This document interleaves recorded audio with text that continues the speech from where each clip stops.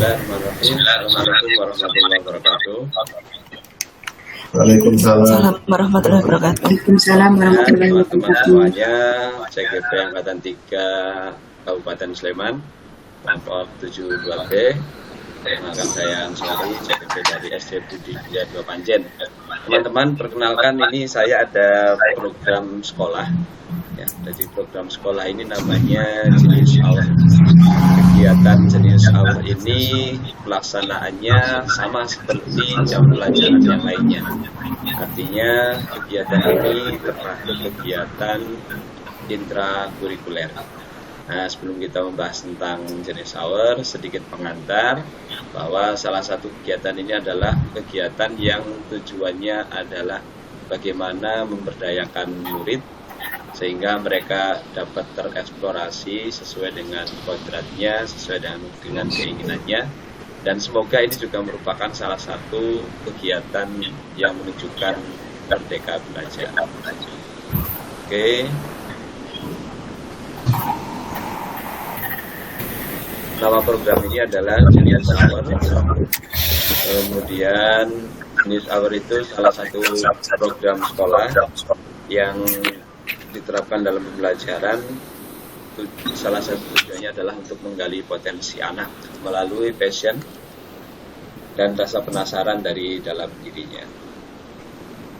Kemudian dari karakteristik 7 karakteristik itu, menurut kami kegiatan ini termasuk karakteristik dari sisi lingkungan yang melatih keterampilan yang dibutuhkan murid dalam proses pencapaian tujuan akademik maupun non-akademik. Selanjutnya, sebagai gambaran deskripsi singkat dari kegiatan ini, bahwa kegiatan Jenis Hour ini adalah kegiatan intrakurikuler, artinya terjadwal dalam setiap minggu, setara atau selevel dengan pelajaran yang lainnya. Dan kegiatan ini diampu oleh guru atau wali kelas, jadi tidak ada guru khusus ya. Jadi tim kelas, jadi tempat kami dalam satu kelas itu ada 4 guru. 4 guru itu ada guru mapel, kemudian ada guru TOP, ada guru Al-Quran. Jadi yang mengampu nanti bisa diantara tim kelas tersebut. Dan ini dilaksanakan dari kelas 1 sampai kelas 6. Tentu bisa jadi dengan materi yang sama, hanya saja bobotnya yang berbeda, melihat kesederhanaan dan kekomplekan berpikir anak-anak sesuai dengan grade-nya, sesuai dengan kelasnya. Kemudian tujuan kegiatan ini salah satunya adalah untuk melatih kepercayaan diri siswa ya. Kepercayaan diri ketika mereka harus berbicara di depan teman-temannya, atau juga melatih sebagai bentuk public speaking. Dan juga yang tidak kalah pentingnya adalah bagaimana untuk merangsang anak-anak itu selalu penasaran dengan hal-hal yang baru. Kemudian berikutnya,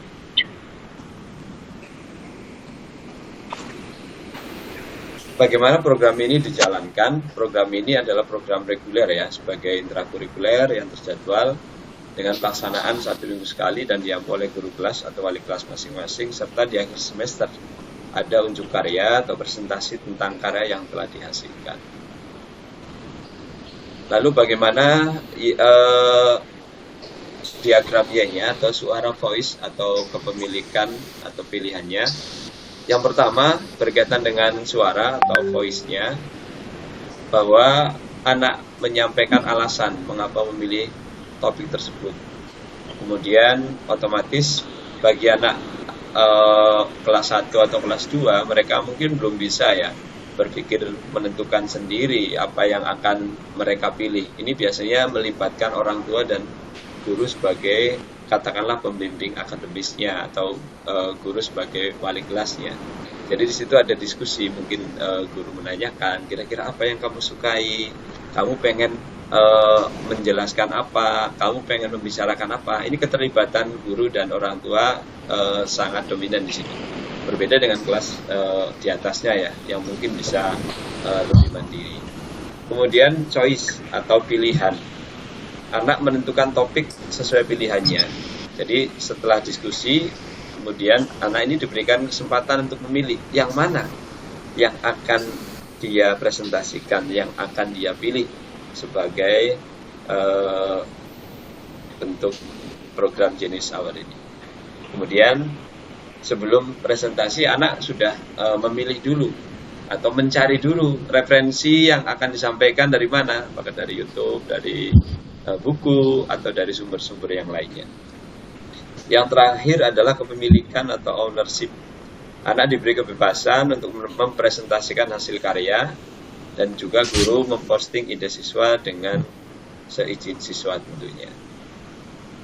Nah, jadi demikian teman-teman. Dan di sini ada juga buku panduannya. Jadi mereka ini memiliki buku panduan. Buku panduannya sudah ditentukan seperti pertemuan pertama nanti anak-anak ngapain, pertemuan kedua kemudian ngapain, pertemuan ketiga sampai pertemuan terakhir. Dan satu halaman buku ini tidak harus satu pertemuan ya. Sekolah memberikan pada anak-anak seperti ini contohnya ya. Topik apa yang ingin kamu pilih ya, tulislah pertanyaan yang berhubungan dengan topik yang ingin kamu eksplorasikan. Jadi bermula dari pertanyaan dulu, untuk menentukan nanti judulnya. Kemudian mind map untuk menyambung pengetahuan, anak-anak diarahkan membuat mind map ya. Mind map yaitu berpikir yang terangkai ya, yang ditemukan oleh Tony Buzan itu. Kemudian dilanjutkan di halaman 3, referensinya dicari, nanti tulis apa referensinya, dari buku apa atau dari link apa. Kemudian actionnya ini adalah ya rencana untuk presentasi seperti apa. Dan selanjutnya di sini di halaman 5 ini adalah draft presentasi. Jadi sebelum presentasi mereka harus sudah menuliskan dulu, biar nanti ketika presentasi tidak bingung, tidak gagap, paling nggak sebagai bahan untuk presentasi. Kemudian yang suggestion ini teman-temannya nanti memberikan mungkin namanya siapa yang presentasi, kemudian dia berikan semacam komen gitu ya, dan memberikan skor di sini serta komennya, projectnya apa, komennya di sini. Jadi seperti ini untuk kegiatan Genius Hour. Nanti silakan setelah ini kita diskusi saran dan masukan dari program ini seperti apa. Oke, begitu saja teman-teman semuanya. Saya pikir cukup ya. Monggo.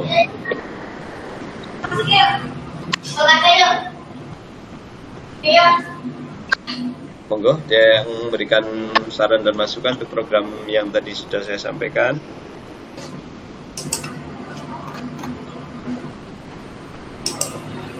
Halo. Iya Pak. Iya Pak Antoni. Programnya ini sudah mencakup dari di sini diminta untuk menjelaskan tentang apakah itu intraku atau ekstra sudah. Iya. Kemudian karakteristik lingkungan lah ini Pak. Yang karakteristik lingkungan yang dikembangkan itu kan ada 7 nih, ada 7 karakteristik yang dikembangkan. Di dalam LMS itu ada, di filenya ada. Iya. Di situ saya lihat poin 1, 2, 3, 4, 5 sampai 6 ada. Tapi saya masih penasaran Pak untuk yang poin ke-7. Di sini adalah lingkungan tersebut menumbuhkan daya lenting dan sikap tangguh murid untuk terus bangkit di tengah kesempitan dan kesulitan. Nah ini kan tadi berproses ya Pak. Jadi selama 6 bulan ya berproses. Itu tentu di dalam prosesnya itu anak kadang-kadang mengalami kesulitan dalam menggali apa yang dia tujuan dari awal. Dia akan mengembangkan apa sesuai minatnya tadi.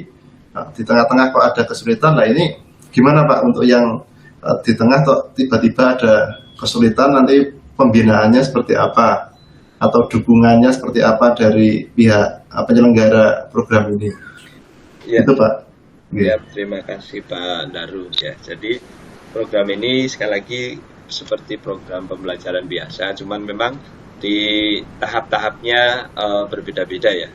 Jadi bagaimana ketika ada anak yang mungkin sampai 3 atau 4 pertemuan belum menemukan judul, belum menemukan tema. Sebenarnya kegiatan ini kan bebas. Anak-anak diberikan kewenangan penuh, kekuasaan penuh untuk memilih tema yang mau dibahas. Sepanjang tema tersebut tentu tidak ada unsur sara, pornografi, atau kekerasan. Yang penting kegiatan tersebut atau tema tersebut tentunya minimal memberikan manfaat untuk dirinya sendiri. Minimal memberikan manfaat untuk dirinya sendiri, syukur-syukur pada orang lain. Jadi sepertinya ketika kita memberikan kebebasan seperti ini, kemungkinan besar anak down itu, anak bingung itu sedikit ya. Meskipun ya tidak dipungkiri pasti ada. Maka kita bisa mengkomunikasikan pada orang tuanya untuk membantu. Kadang di sekolah itu merasa cupet atau merasa apa ya, ada anak kan ketika di sekolah itu ya nggak pede dan sebagainya, tapi kalau di rumah kan dia lebih terbuka. Maka salah satunya kita mengkomunikasikan dengan orang tuanya atau kita memberikan contoh. Jadi tahun kemarin ini nak yang pernah disampaikan oleh teman-teman kalian, nah itu juga sebagai pancingan. Apakah boleh satu anak memikirkan atau membahas hal yang sama? Jawabannya boleh. Karena itu nanti juga akan terlihat bagaimana anak itu presentasi dan pastinya pasti akan berbeda. Satu judul bisa jadi ketika presentasi atau ketika membuat karya pasti hasilnya juga nggak akan 100% sama. Jadi begitu Pak. Jadi yang pertama kita memberikan stimulus dengan memberikan contoh kegiatan-kegiatan tahun sebelumnya. Kemudian kita juga memberikan contoh-contoh misalnya public speaking yang bagus, cara membuat presentasi yang bagus, itu kita sampaikan. Jadi kita berikan edukasi. Kemudian kita juga komunikasikan orang tuanya agar bisa membantu ya yang di rumah. Demikian Pak Daru berkaitan dengan poin pertanyaannya dengan. Oke, terima kasih Pak Ansori. Jadi ini untuk tadi kaitannya dengan poin ke-7 tadi, yang saya tangkap di situ adalah lingkungan yang dapat menumbuhkan daya lenting dan sikap tangguh murid untuk terus bangkit di tengah kesempitan dan kesulitan itu melibatkan komunitas keluarga. Iya betul sekali. Poinnya itu melibatkan komunitas keluarga dan juga teman di kelas gitu, teman di kelas yang saling mendukung tadi bisa lebih dari satu orang dalam mengangkat topik yang sama. Demikian Pak Ansori, terima kasih atas penjelasannya. Monggo nanti dilanjut ke tanggapan-tanggapan dari lain kan sudah mencakup ini semua. Oke, terima kasih. Terima kasih. Monggo ada lagi teman-teman?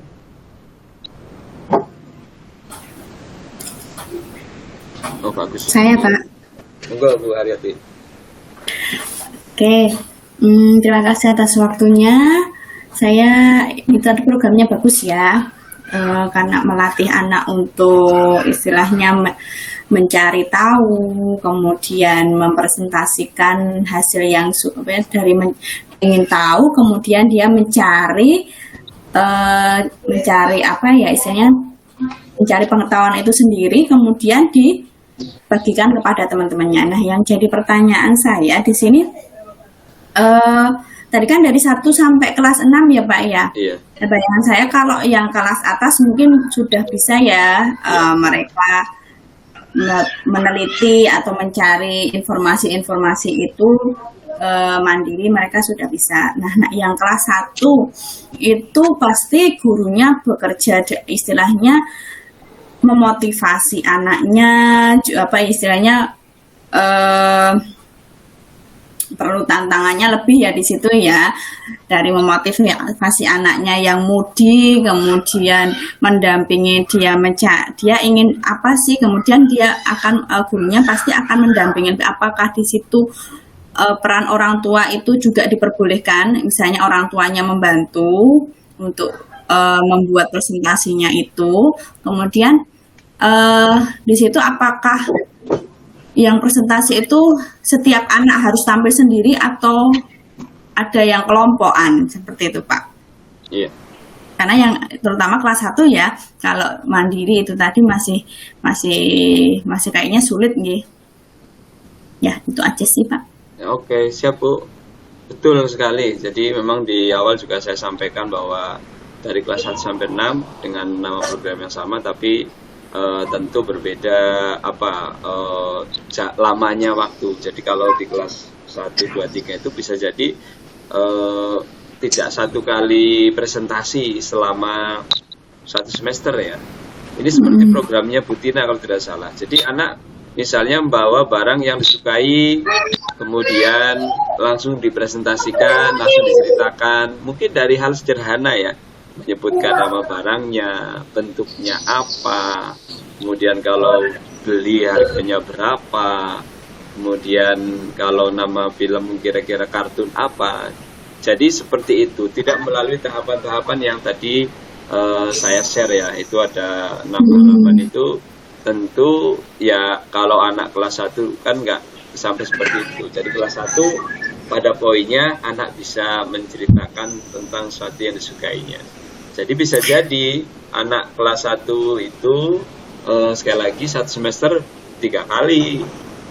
Karena tidak melalui tahapan-tahapan tadi ya. Misalnya harus buat mind map, kemudian silakan buat pertanyaan tentang judul yang disampaikan, menyiapkan material dan sebagainya. Jadi hanya sebatas itu, Bu. Lebih simple, lebih fleksibel. Yang penting anak mau berdiri di depan teman-temannya. Selama ini yang dilakukan yang saya lihat ya sendiri-sendiri ya, sendiri-sendiri. Tapi ya mungkin dengan durasi yang lebih cepat ya, mungkin seperti itu. Demikian Bu Haryanti. Jadi tidak persis menyesuai dengan buku yang tadi. Ya berarti mungkin tahapannya lebih simpel ya. Kalau tadi kan ibarat kayak lebih kayak penelitian ya, istilahnya penelitian gitu nggih. Dan kalau yang kelas 1 mungkin dia lebih ke deskripsi. Jadi anak mendeskripsi ya, dari hal-hal yang ada di sekitar anak-anak itu ya. Kalau saya tangkap dari penjelasan tadi, lebih ke deskripsi mungkin dari barang yang disukai, itu pembuatannya bagaimana, bahan dasarnya apa, cara membuatnya bagaimana, seperti itu ya. Jadi mungkin kita juga sekolah-sekolah kayak kita itu mungkin bisa mengikuti, tapi mungkin kadarnya masih belum seperti yang kayak Budi Mulia ya. Ya, oke, terima kasih. Iya, terima kasih Bu. Jadi endingnya sebenarnya dari sekian proses itu, ya itu anak percaya diri. Nah, dalam mencari percaya diri itu kalau langsung presentasi kan sudah dapat. Tapi kalau kelas atas itu kan bagaimana anak harus mencari informasi, kemudian harus mencari referensi. Jadi di situ selain percaya diri juga ada karakter lain yang ditumbuhkan. Mungkin kalau di tempat Bu Tina dulu namanya apa? Ada ya dulu ya? Kalau tempat saya, yang anak bawa sesuatu cerita itu? Itu kalau pagi berbagi, Pak. Nah, ya artinya kan kurang lebih sama. Cuma kan kalau itu jangan langsung gitu kan biasanya. Tanpa proses. Kalau pagi berbagi itu kan setiap pagi. Dan itu nggak terprogram kayak jenengan itu loh, Pak. Ya, artinya kan endingnya yang penting anak mau cerita gitu kan. Iya. Ya. Mau tanya Pak Aan. Tempat jenengan itu kan paralel nggih? Iya. Nah, kalau untuk program seperti ini apakah ada koordinasi antar level? Satu level gitu loh, Pak. Untuk penentuan materi dan lain-lain gitu? Iya. Pripun? Apakah yang bertanggung jawab itu wali kelasnya masing-masing atau bagaimana? Jadi di tempat kami itu ada namanya manager grade, manager level. Jadi manager level itu membawai kurang lebih ya 16 guru satu levelnya. Biasanya ada rapat mingguan. Nah, di rapat mingguan itu kita tentukan. Seperti yang kelas 6 ini. Jadi bagaimana ini anak-anak bulan April itu sudah harus fokus. Maka kegiatan jenis hour ini bulan Maret harus habis. Nah, kalau kelas lain, maka Maret masih jalan, belum presentasi. Nah, itu kan kaitannya koordinasi antar kelas. Jadi ada yang namanya rapat grade untuk menentukan kesamaan materi, baik jenis hour maupun yang lainnya, misalnya tentang ujian dan sebagainya, dirapatkan di rapat manajer itu. Demikian Bu Agustina. Iya Pak, berarti wali kelasnya masing-masing gitu. Iya, jadi wali kelas Walaupun bersama beda tim kelasnya. mapel yang diampu, Betul. Jadi kita rapat grade itu, rapat manager level. kalau tempat saya kan karena guru kelas toh Pak, jadi memang ada rapat level. Nggih. Tapi karena guru kelas ya guru kelas semua, guru mapel itu malah nggak terlalu mengampu program-program seperti ini. Ya, dan enaknya kalau di tempat saya itu kan tidak ada kantor, Bu. Jadi semua guru dari pagi sampai pulang ya di kelas itu. Jadi ketika rapat kan juga enak. Misalnya saya kebetulan kelas 6 di lantai 3 ya sudah. Jadi setiap hari ketemu dengan teman-teman semua ya, baik guru agama, baik guru Al-Quran, guru mapel, ya semuanya ya di kelas itu. Nggak ada kalau ada acara keluar, KKG, atau acara mengajar di grade lain. Paling seperti itu. Jadi tidak di ruang guru khusus, tapi di kelas. Jadi kayak saya ya tiap hari ya. Berarti nggak bersosialisasi dengan guru lain. Sosialisasi guru lain ya biasanya pas makan siang.